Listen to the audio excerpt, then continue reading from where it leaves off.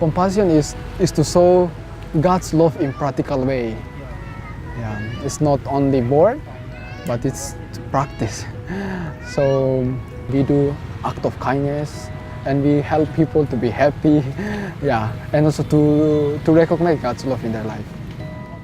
Mariano and Lola are full-time volunteers in the city of Dili, Timor-Leste. They have set aside a year of their lives to serve God through mission activity.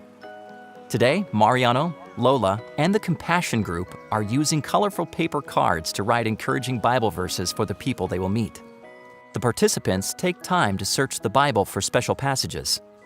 They think long and hard, searching for words that might uplift someone in a special way.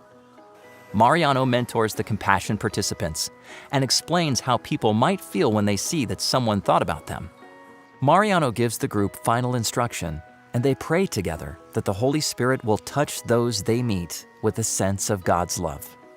Then the team splits up and walks down the promenade. As they hand out cards and greet the people warmly, some passers-by share their burdens and sorrows.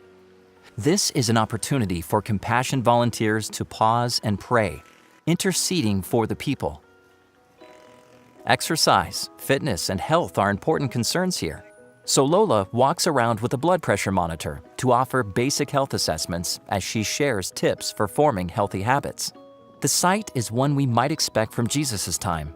Street children being taught Bible stories through song, the homeless receiving care and attention after long, lonely hours living on the streets.